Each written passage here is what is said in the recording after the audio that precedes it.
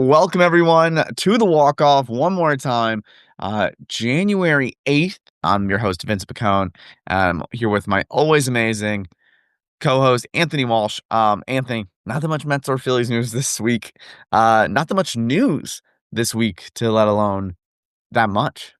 I mean, more than anticipated, I will say that. We have a few major signings, a trade. We have some news and rumors, which is always nice. So it's better than the average week, I will say. Mhm. But it's not the blockbuster Mets Phillies moves or even Yankees moves. No, I mean, and I feel like we'll get into that a little bit. I mean, the Yankees, out of the three teams that you named, have done absolutely nothing. Yeah. Nothing. Ahmed Well, Rosario is not a big deal for you? Come on.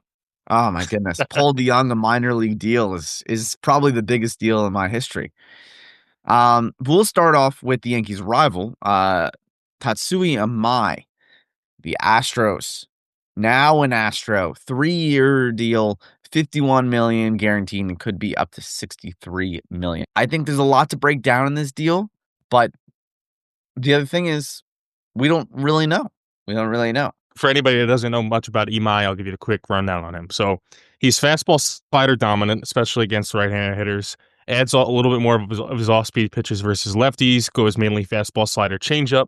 2025, 163 and two-thirds innings, 1.92 ERA, 178 strikeouts. So obviously, this is a guy that has a lot of talent, and obviously, just off of reading those stats, he has a lot of strikeouts.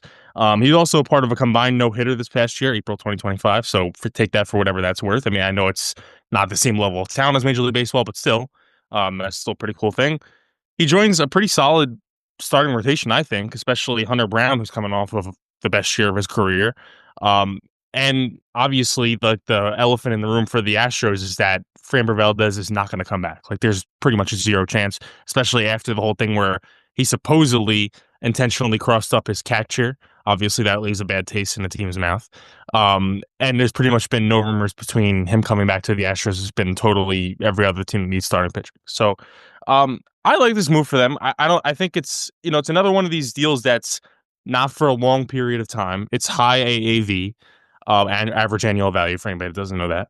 And yeah, like you said, like you don't know what you're gonna get from this guy, but he's high strikeouts, low ERA, gives you innings.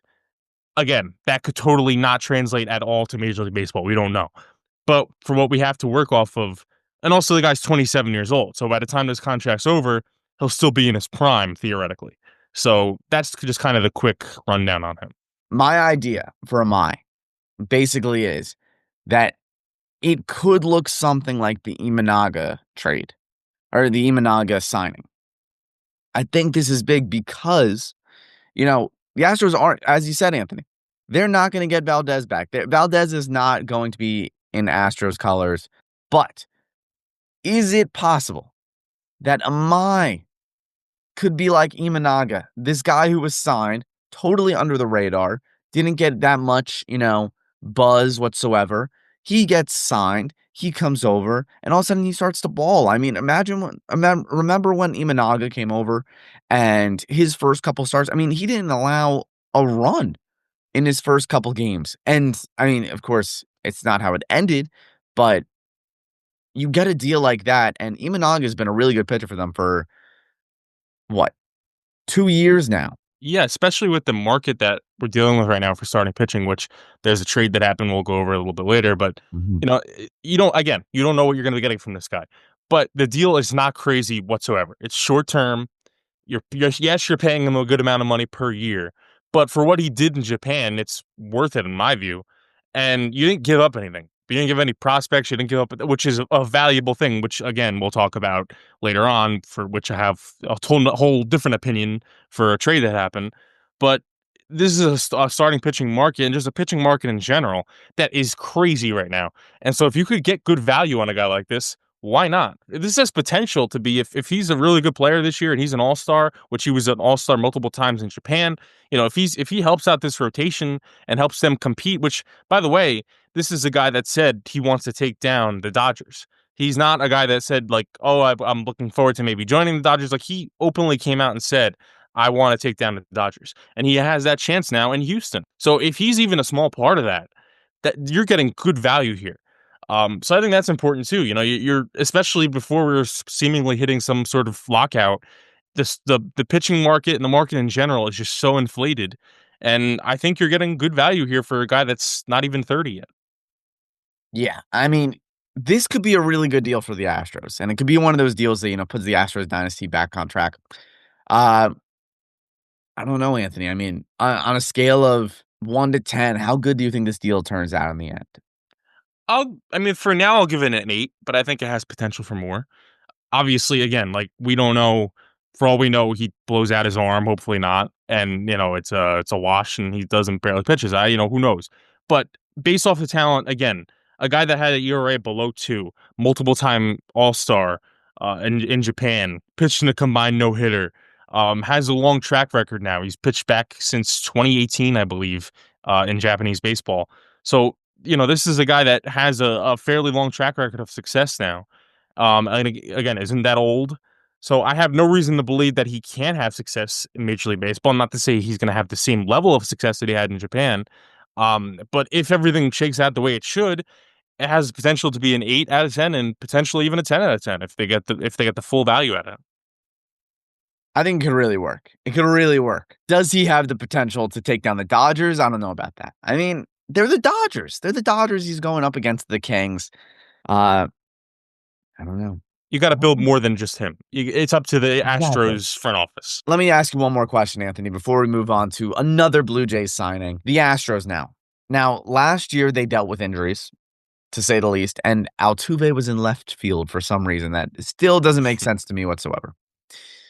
You put out a team now of a 28-year-old Jeremy Pena, Yordan Alvarez, both 28, Jose Altuve, Carlos Correa, Christian Walker. Maybe he has a bounce back season in him. Jesus Sanchez, which could be an interesting guy to watch. And then some other guys. You put that out there, along with the pitching of Hunter Brown, Imai, and Christian Javier, and then a new prospect who was with the Pirates, and we know the Pirates pitching can be really fun to watch, Mike Burrows. Does this team have, I don't know, let's put a number out there. Do they have 85 wins in them? I think they have 85 wins in. I think the real question is, can they get past the Mariners for that division title? Because you look at the division, the Angels, not even with conversation. They're not winning that division. Athletics, nowhere near ready. Texas Rangers taking a step back, even more than one step back, a couple steps back. So the only real competition in that division, in my view, is the Mariners. And the Mariners are a good young team, without a doubt. But the Mariners are also a team that doesn't do a ton in the offseason. So you could, if you continue to add in this offseason, you could jump ahead of them. As of right now, I think it's neck and neck between the Mariners and the Astros. I think if the season started today, which obviously it doesn't, I think it'd probably be the Mariners by 2 or 3 games, maybe. Um, but like again, they can make that up fairly easily if they have an active rest of the offseason. If they go after some of these big fish free agents, which I don't know if they will, but if they do, like it'll put them ahead of the Mariners, who yes have young talent, but don't have a ton of proven talent. So yeah, I think like the division they're in benefits them. Now, big picture, do they have the talent to get past the Yankees? Do they have the talent to get past the Blue Jays now, who you have to put in that conversation in the American League? Not right now. I mean, anything could happen in a 7 game series or a 5 game series, but they're at least putting themselves in that conversation again. And I think the signing helped. Like, I've said it a billion times on this show. You need a bona fide ace in your rotation in the playoffs. Now, and for, recent history, since now Framber Valdez is leaving, that is Hunter Brown. But Hunter Brown is coming off of one really, really good season, and he's had a good career. I'm not trying to take anything away from him. He's never been that bona fide ace, really, besides last year, if you want to give him that title, besides Valdez. So if you want to put Imai there and say, okay, he's going to be your ace of the future, at least the 1B ace to Hunter Brown's 1A, that gives me more confidence heading into a playoff series than otherwise you would have had before a few days ago. So we'll see. I think the division they're in benefits them for sure, but they need to do more to be up to that upper echelon of American League teams like the Blue Jays, like the Yankees. Okay. Okay. I like it. I like it. Um, I think it could work. I think it could really work. I think division title is maybe a little far out, but could definitely work. Could definitely work. All right, Anthony. Let's move over to our next international signing, uh, Kazuma Okamoto, signing with the Blue Jays. Third baseman, first baseman, outfielder, righty, signing with the Jays. 4 year, 60 million with a 5-year signing bonus. And what do you like from him? What do you see from him? What do you think that he could really bring to the table? Well, kind of similar to the third baseman we talked about last week. The first thing that pops off about this guy is that he's a high home run guy. He had a career high 41 homers in 2023.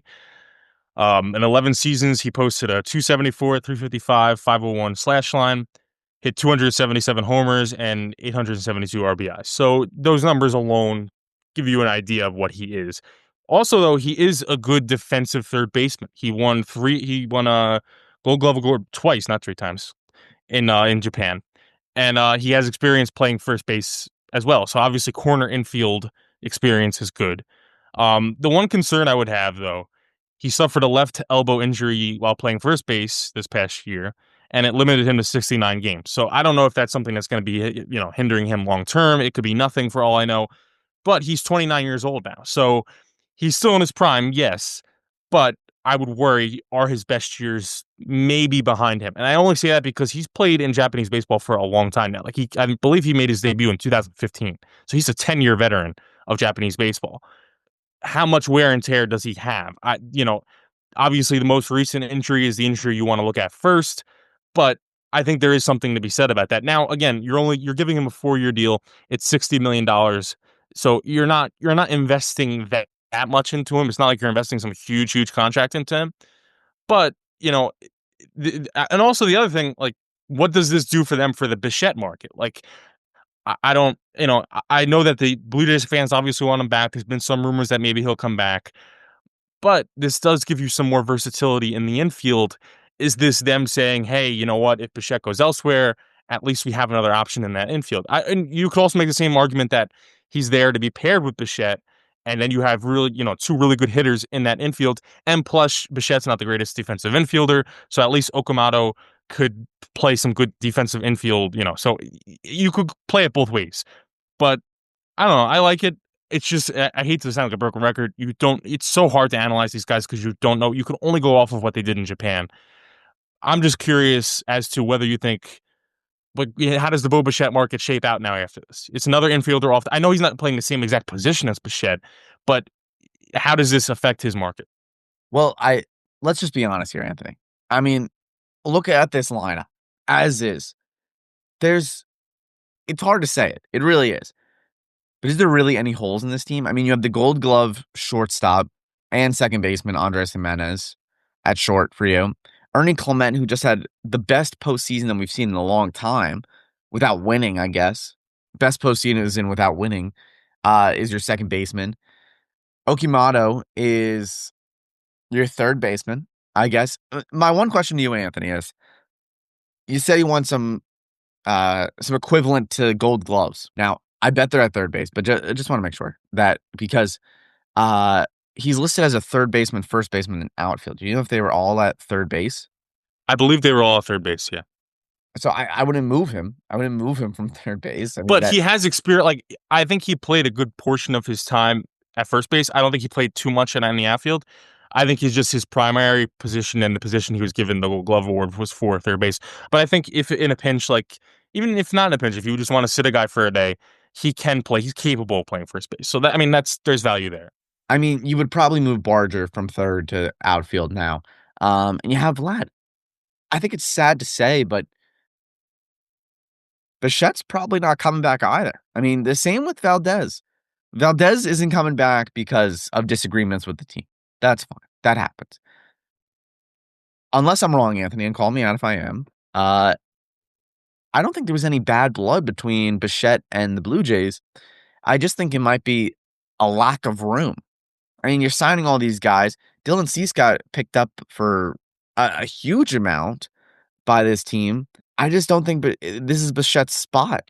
I don't think it's his spot to go to anymore. I don't think it's a bad thing. I mean, he really played his heart out for the Jays, but it's just not his place anymore. They got Bichette's still a free agent. Chris Bassett is still a free agent. Ty France, Sir Anthony Dominguez, IKF, Max Scherzer. Like they're losing a lot of big pieces here. Obviously the biggest is Bo. I think another thing is, the outfield situation. George Springer does not need to play center, and he's getting older. I mean, he's 36 now. He's 36.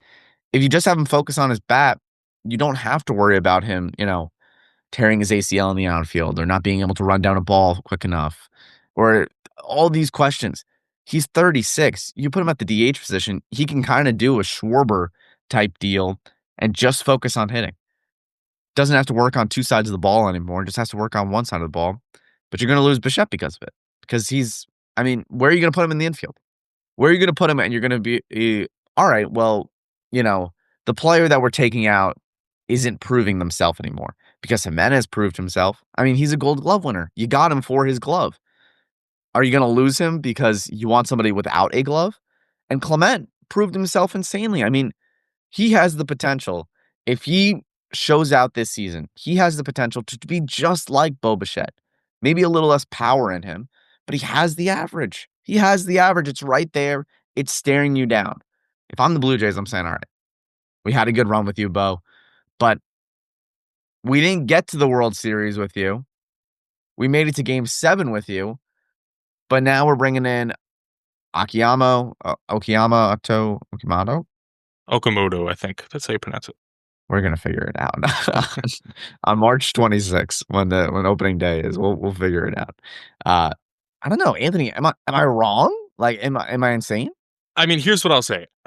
Would I want his bat back in the lineup? Yes. I do think, though, like, obviously the Blue Jays are a very good team. I wouldn't go as far as saying, like, maybe I would say with the Dodgers that they're almost a perfect team, though. I think they do have some holes, and I think those holes do lie in the outfield somewhat. And I think the point you bring up about George Springer is a good one. I think he's got to be maybe, okay, you don't want to say full-time DH, at least more than half of the time at DH. But then, okay, well, what do you do in the outfield? Does Dalton Varsho, is he your starting center fielder?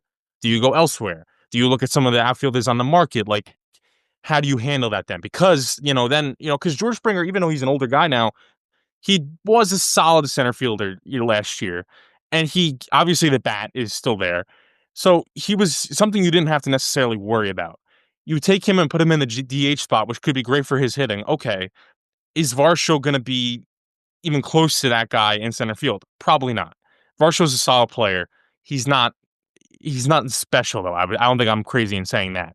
So how do you address that outfield then? Because then you look at that outfield, okay, you have Santander in left field.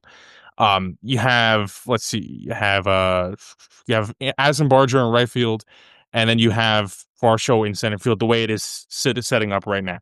So then, do you maybe think about going after, which I don't think would happen, but do you think about going after Kyle Tucker? Do you think about going after Cody Bellinger? Now, the reason I say I don't think that'll happen is because I don't think they're going to spend that kind of money again. Like, they've already spent a lot of money for their standards in this offseason.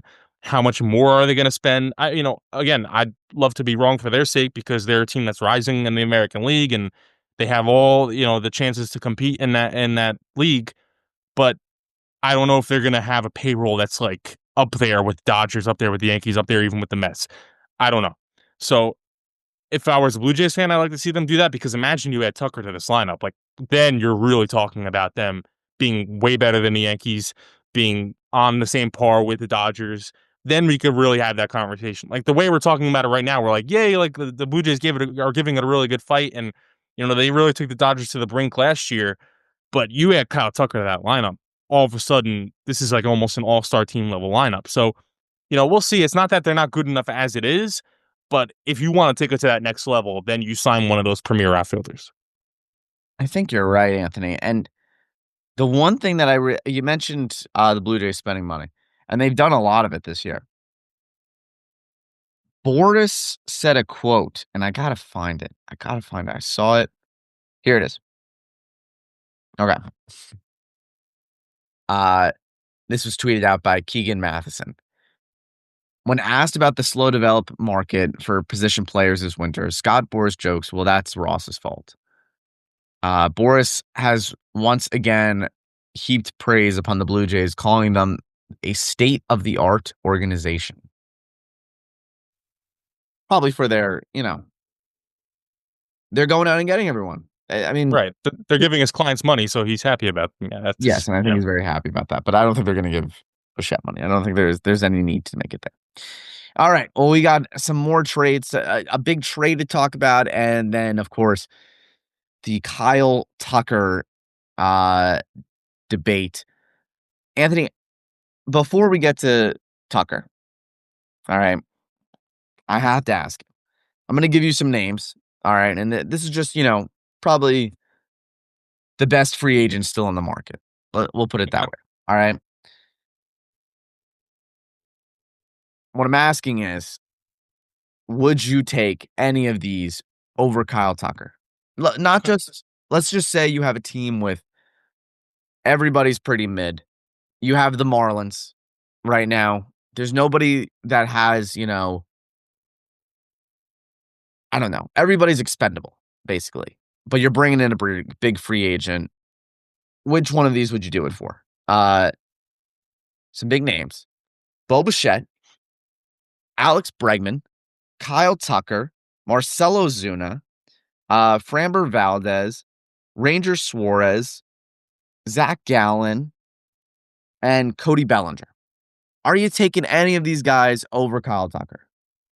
Well, so it's a tough situation because if first of all, if I'm the Marlins, I wouldn't be after really any of these guys because they're in total rebuild mode. Well, So I let's say wouldn't. you're a hypothetical team, maybe not the If Marlins. I was okay, I'll give you like if I was the Diamondbacks or something like that. Probably not because Kyle Tucker's the best player of that group. But I will say, if you're a team that needs starting rotation help, focus on getting starting rotation help. If you're a team that's not going to spend a ton of money, maybe go after like not that Bellinger's going to sign a cheap deal. He's not going to sign a cheap deal whatsoever. He's going to sign a cheaper deal than Kyle Tucker though. So if you're a team that's not going to spend a ton of money, maybe go after Bellinger. Bellinger's still a very solid player. So there's caveats to it. But to answer what I think you're asking me, yeah, no, Kyle Tucker's the best player of that group. But like again, I'll even give my Mets as an example. Like, would I love to have Kyle Tucker? 1,000%. Like, I'd be nuts to say no. But we need pitching. Like, if Kyle Tucker comes, it's the same thing with Juan Soto. If you get a great hitter in there, that's great. I'm happy. Believe me, I'm going to come on the show and have a big smile on my face. But if our pitching is the same thing as it was last year, it's not going to improve much. So, like, that's how I look at it for, any other team too, not just the Mets.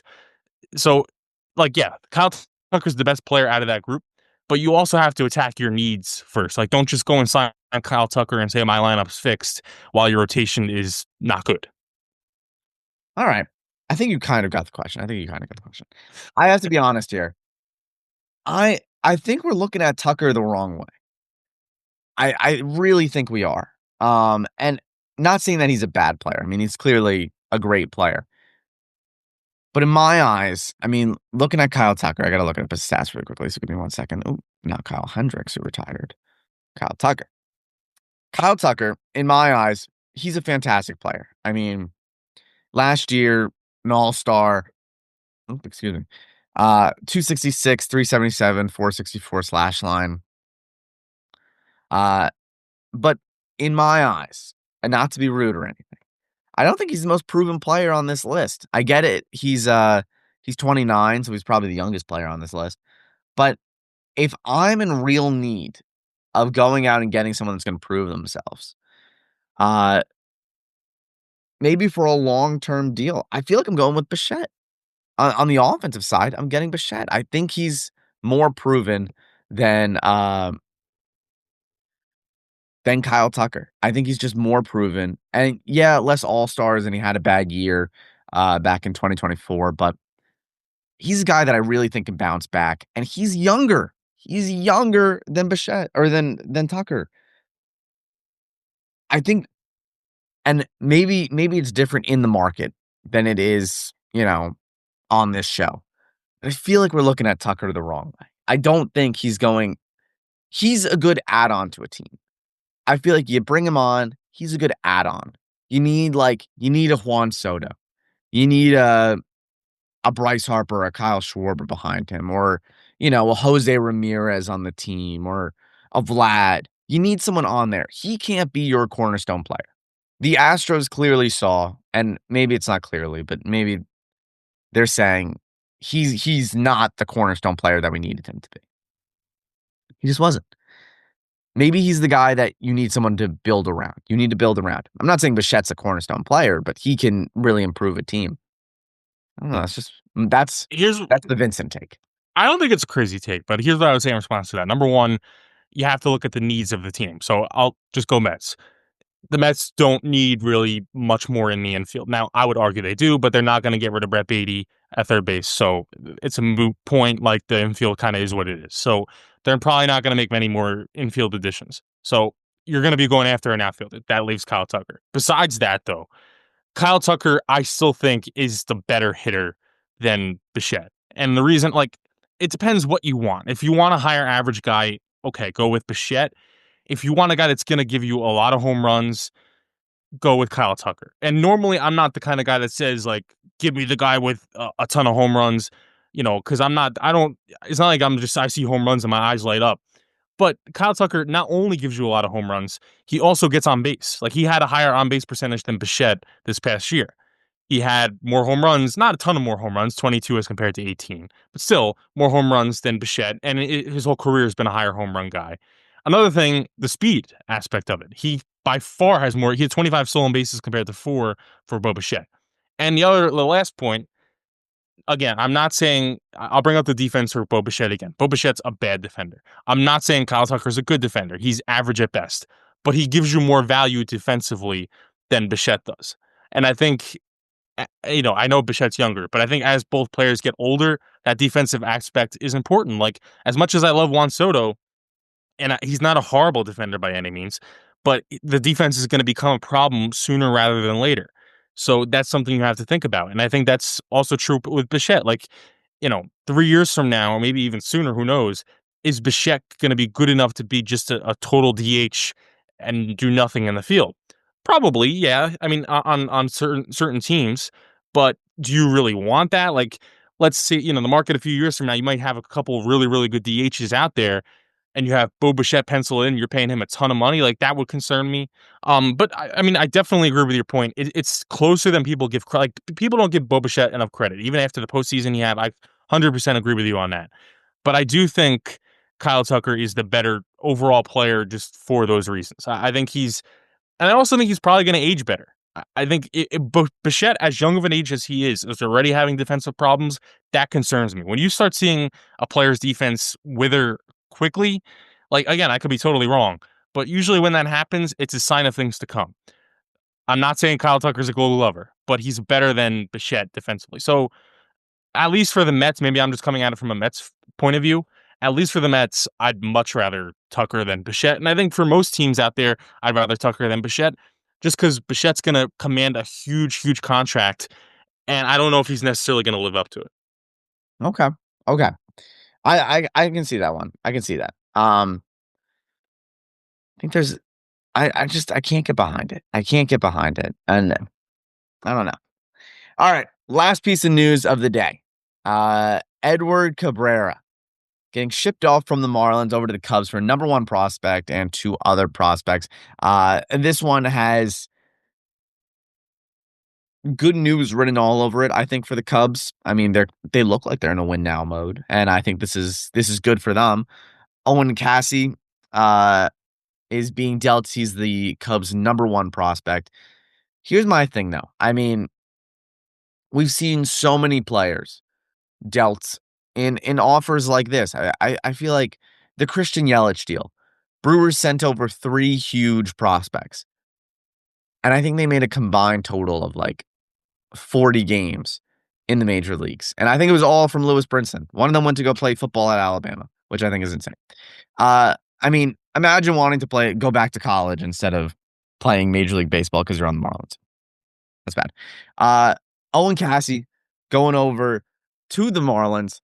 And I think this has good stuff written all over it for the Cubs because in my eyes, what I'm looking at right now is they had, what was his name? I'm blanking out on his name now.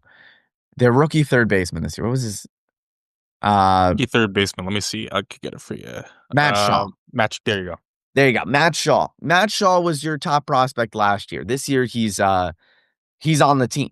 I mean, he was on the team last year, he's on the team now. And there's one. So you have your young guy there. Your pitching rotation, Matt Boyd, without Cabrera, it's Matthew Boyd, who has shown himself in the postseason, but I'm not going to really trust him in a regular season. It's really pitched great. Cade Horton, who had really good moments as a rookie this year. Imanaga and Tyone. I'm going to be honest here, Anthony. Cabrera is good, but this rotation is still really mid-level. I mean, they have notable names. They have guys that have done it in the past, but I don't think these guys are going to do it in the future, if that makes sense. Fair enough. Yeah, I actually have a little bit of a different point of view on this on All this right. trade. You seem to like it for the Cubs, and I'm not saying that Edward Cabrera is a bad pitcher by any means. He's shown a lot of talent. He has a high 90s fastball, solid curveball, slider, changeup, solid pitcher. Coming off of also the best year of his career, 3.53 ERA, 137.2 innings, 150 strikeouts. Also, a thing that would be important for people that maybe like me that would, say it's not a great trade. He had his career best walk rate, which he's a guy that has had a lot of command issues. So great on that end. But the reason why I look at this trade a little bit negatively, he's had a lot of injury issues, like a lot of injury issues for a guy that's 27 years old, and including this past season. Now, you might not, if you look at the baseball reference page, you might not notice that because he made all of his starts. He pitched through one of the issues he had, but he suffered a slight tear in his UCL toward the end of last season. Again, pitched through it.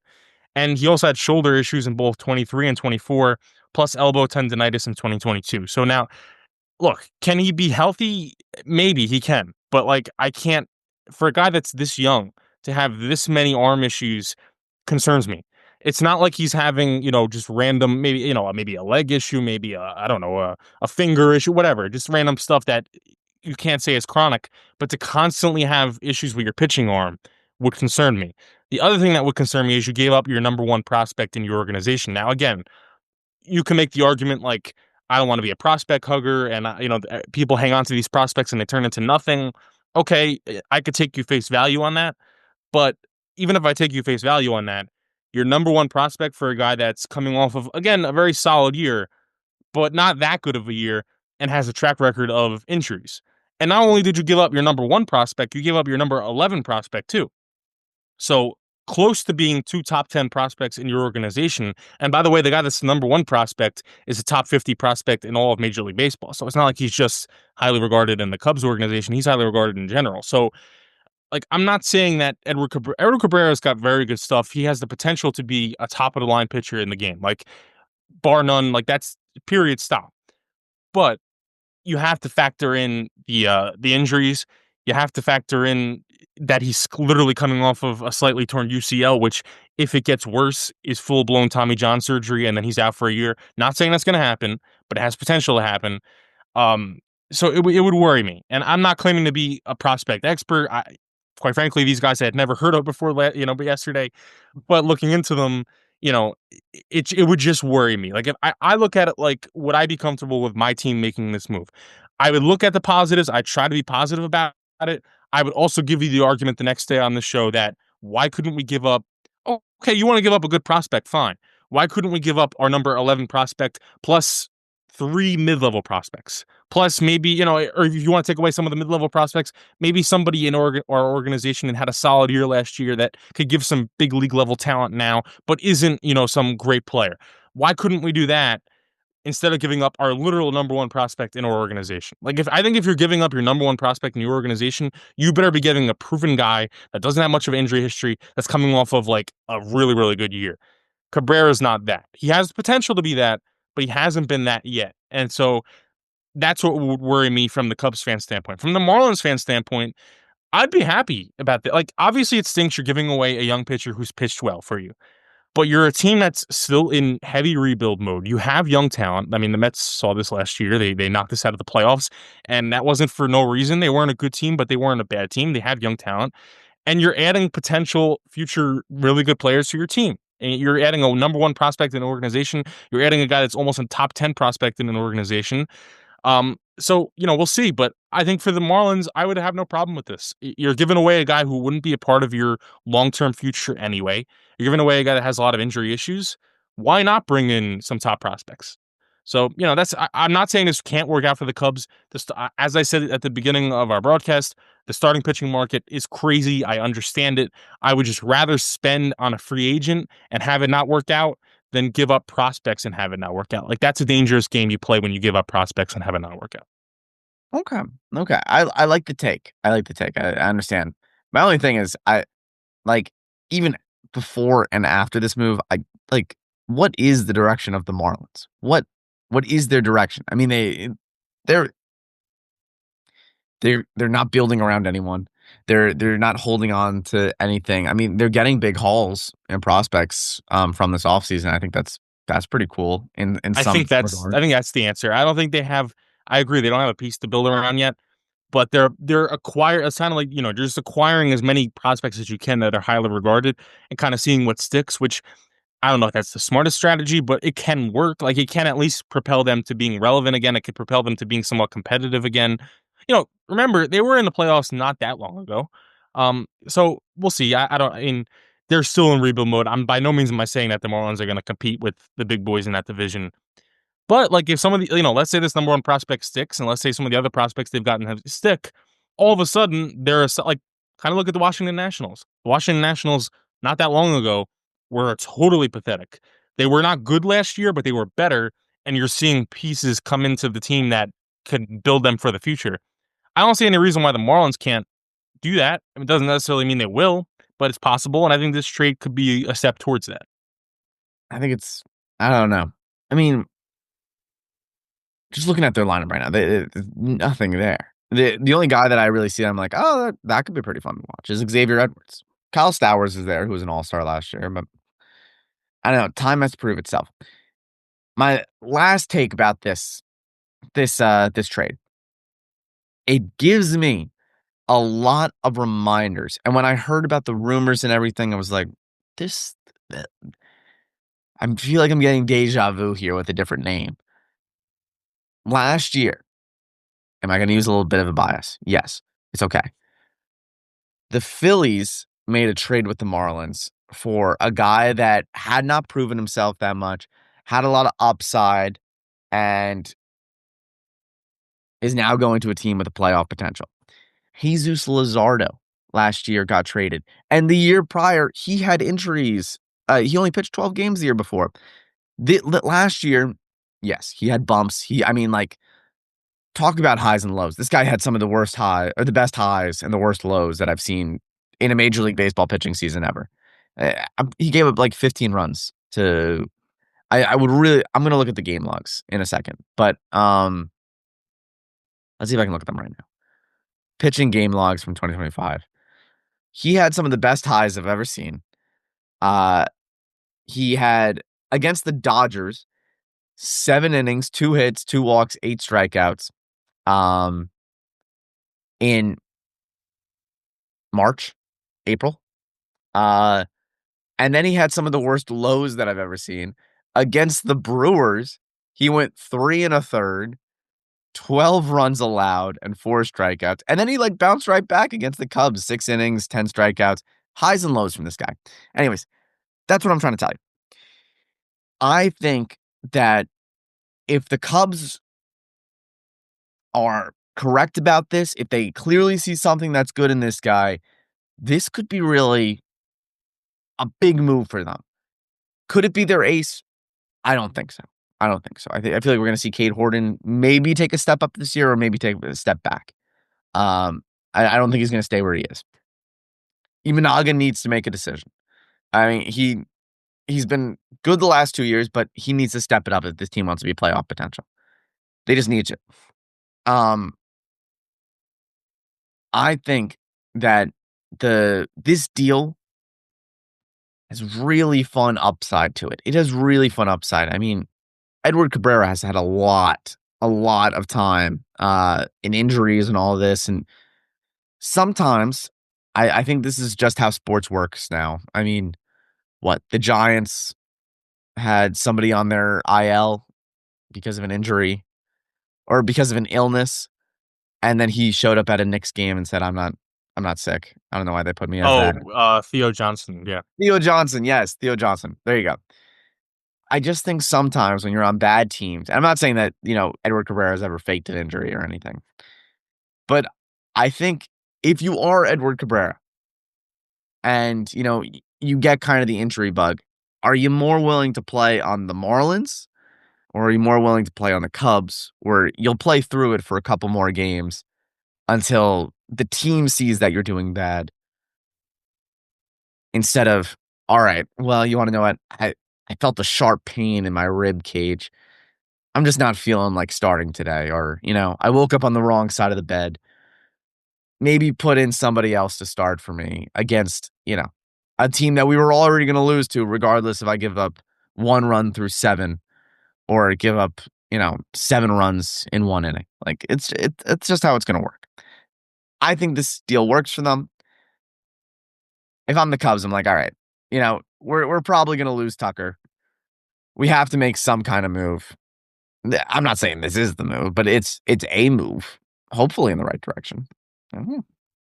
I mean, I'll say to his credit, he did pitch through the UCL, partial UCL tear with the Marlins. I mean, you could also make the argument he kind of knew he was going to get traded and then wanted to put stuff on tape and kind of like Jets players with the Jets when it's like week 17 and they're like, well, I don't have anything to play for the team, but I'm a free agent. So I might as well put stuff on tape. He's not a free agent. That's actually one of the things that's good about him. He's under control for another few years. Part of the reason they gave up a lot of assets for him, but he knew he was potentially on the move, which obviously he is. So I'll give him credit that he pitched through it.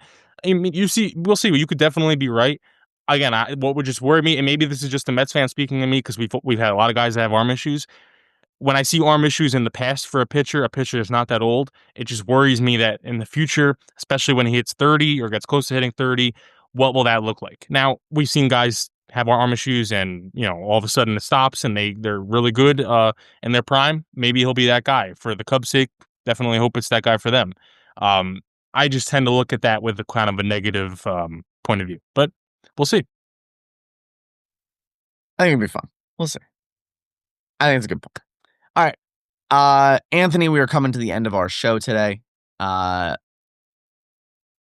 pray and really hope that we get any free agent signing in the next any big free agent signing. I mean, I'll ask you a little prediction. We'll play a little game between the two of us. By next week, give me. We'll do two. We'll do two. Okay. To make it a little interesting. Give me 2 free agents you think will be off the board by next week. So, January 15th area. We'll probably have one more episode in here, and then we'll be back on air. I think Ranger Suarez will be off the board. Okay. I'm going between Bellinger and Tucker. Who do I think? I think Bellinger.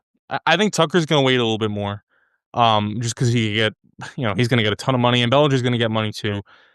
I think Bellinger's going to want to be off the market sooner, though, and I think, especially, he's been apparently asking for a ton of money, or not ton of money, yes, but a ton of years, like 6 years, which I don't think he's going to get. He'll probably get around 4 or 5 years. I think he's eventually going to kind of have to come down to that level. So I'll say Bellinger and I'll say Suarez. I feel much more confident in Suarez than I do say Bellinger. Um, but I think at least one of those two, I think will probably be. I mean, if not, this market is really, really slow. Like we've had slow markets before, but if we're sitting here a week from now and I'm wrong, and whatever your prediction is wrong, and we're sitting here with a couple other mid-level moves, like, man, are we really, like, we're going to be halfway point to February and we're still not going to have much. So here's hoping that I'm right and those moves do happen. We'll see. But it'll be nice to have, like you said last episode, if Kyle Tucker signs, if Bellinger signs, if even Ranger Suarez signs, we could pretty much have a whole episode dedicated to that and really dive into that, which I would look forward to. But the baseball GMs have to allow that to happen for us. Otherwise, what are we going to do? I think Cody Bellinger's a good take because I mean, he's never been on the free agent. He's never been on the market. Tucker was on the market when he left Chicago or when he left LA to go to Chicago. So he's been on the market before. And then he was traded to the Yankees. All right. Looking at the market, I think the next guy to go off the board, I really want to say it's going to be Zach Allen. He had such a bad year last year that I think he's not going to get that much money. And I feel like he just needs to accept it. So I'm going to go Alex Bregman because I need to see where he goes. And I think, he's a little bit of an older guy. He's a guy that I think his contract's going to end up being really well. Like, you sign him to like a 3-4 year deal. I think that contract ages really well. He's 31 right now and be 35 by the end of it. I think that ages like fine wine. Like, that could be really good. Doesn't have really too complicated of a swing, and I don't know. And I'm gonna say my wild card guess in there is gonna be Zach Allen. Okay. And if Zach Allen signs, that'd be cool. I don't know if I'd be super excited to to break down the Zach Allen move. But I I mean, he's a guy that if he does rebound to what he was, a few years ago, that would be cool. I don't know if he's gonna. Let me ask you this: what do you think? What kind of contract do you think he's gonna get? I don't see him getting many years at all. What leverage does he have? I think he's getting like a 2-3 year deal Right. Yeah. that has a lot of is more upside for the team than him. You know, wouldn't be shocked if he got like an Imai kind of contract, like 3 year 55. Could see that, and that's exactly why Imai. I give so much credit to him because even again we could be totally wrong in the evaluation of him. He may not be that great, but the fact that he could be getting even somewhat similar of a type of contract as Zach Gallen, who's you can make an argument his best days are behind him, like that's good value in my opinion. I still love Zach Allen, and every time we do our yearly picks, I always pick him to be my Cy Young. He has always disappointed. Uh and yeah, whatever. All right, Anthony. Well, we're gonna end our show now. I want to thank you, our wonderful audience, for listening today. And a lot of time left. A lot of time left. Uh, Last thing to say is 43 days until spring training games, 76 days till opening day, and 55 days before the WBC. There we Keep go. your heads up, folks. It's coming back. It's coming back. Football season's going to an end. Basketball season is getting boring. Baseball season is almost back. Not really, but it's almost there. It's almost there. Keep your heads up, everyone.